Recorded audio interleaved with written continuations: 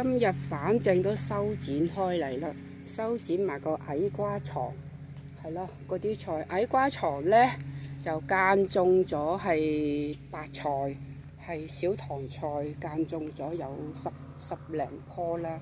嗱，間種咗有10零棵小棠菜，咁而家就長成咁個樣，因為都要修剪下啲菜，啲菜葉呢，佢會撇到落底下啦，係啦，要修剪下，將底下啲腐爛葉執佢。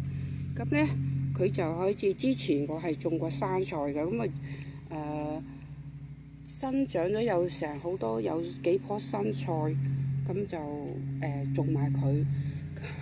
嗰啲堆肥嗰啲番茄又標咗幾棵出嚟，係咯，種埋佢啦，有3棵，有幾棵嘅，有啲細個就唔要啦。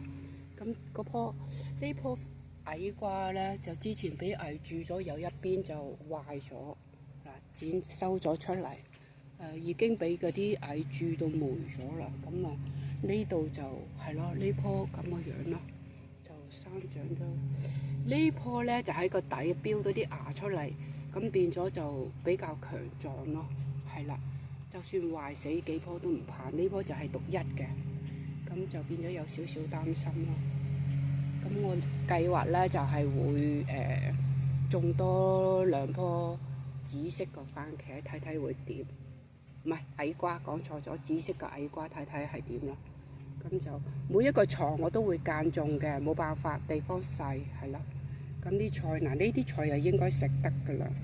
咁而家修剪完又要封翻佢噶啦，咪個蜥蜴好壞啊，係咯。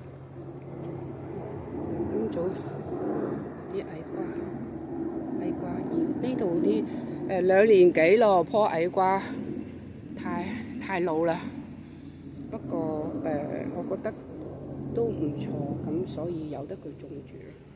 太老啦，嗰棵矮瓜，呢啲矮瓜。今早摘咗幾條，都唔夠一餐，得幾條。等呢個過幾日啦，摘埋佢就應該夠一餐噶啦，係咪啊？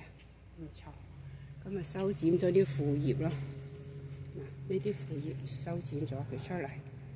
咁就再封翻網，得閒就做啲啦。呢啲係細藝嚟嘅，就係咁啦。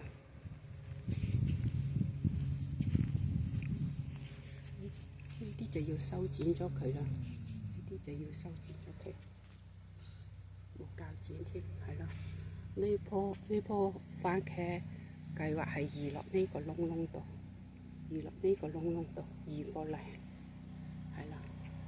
咁就封翻個網，唔錯。呢棵就由得佢。